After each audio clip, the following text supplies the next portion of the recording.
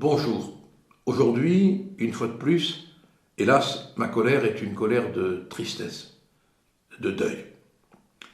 Une enseignante dévouée, aimée, a été en pleine classe, devant ses élèves, poignardée.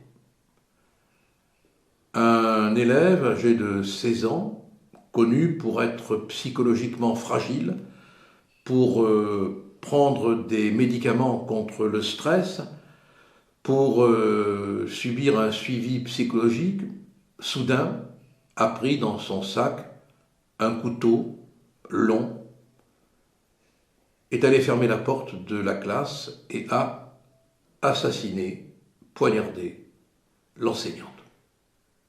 Inouï, incompréhensible.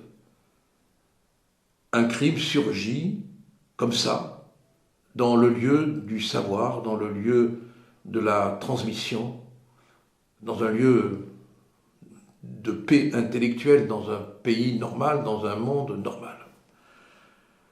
Comment comprendre?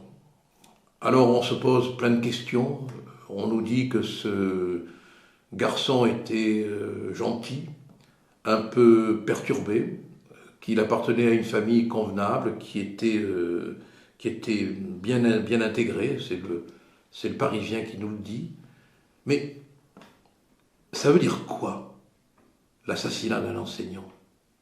Il y a eu Samuel Paty pour des motifs qu'on connaît, il y a cette malheureuse enseignante pour un motif qu'on recherche, mais il fut un temps quand même où dans les collèges, dans les écoles, dans les lycées, on ne frappait pas les profs, on ne les tuait pas. Alors on nous dit qu'on manque de moyens, qu'on manque d'infirmières, le ministre de l'Éducation nationale, qui du reste a qualifié de décès, oui, de décès, l'assassinat. Il a été incapable de dire qu'un meurtre est un meurtre. Et après la lâcheté des faits, il a la lâcheté des mots aussi. Comment comprendre? Difficile d'analyser. En même temps, en lisant le Parisien, on apprend que les enfants de policiers ont peur, au lycée, à l'école, de dire que leur père ou leur mère est policier. Qu'est-ce qui se passe? Qu'est-ce qui se passe?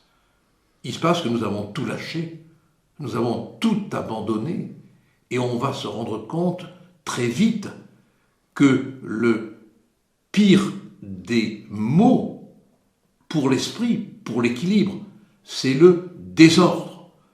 Alors il y a eu deux temps. Le temps où l'école ne voulait pas savoir, et puis le temps où l'école mettait l'enseignant qui était frappé, qui était malmené, qui était maltraité, en situation de ne rien dire pour qu'on ait la paix sociale dans l'école. Et maintenant, il va y avoir le troisième temps, je l'espère, du reste les syndicats le demandent, celui de la révolte.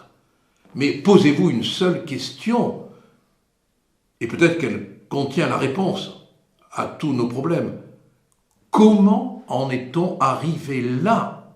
Regardez le monde français qui nous entoure. Il n'y a rien dans tous ces dysfonctionnements, dans toutes ces faiblesses, dans tous ces renoncements, dans tout ce wokisme, dans tous ces hôpitaux fermés, dans tous ces médecins qui ne peuvent plus travailler, dans tous ces policiers frappés, dans tous ces slogans anti-flics, anti-ordre. Il n'y a rien qui contribuerait à déséquilibrer la jeunesse.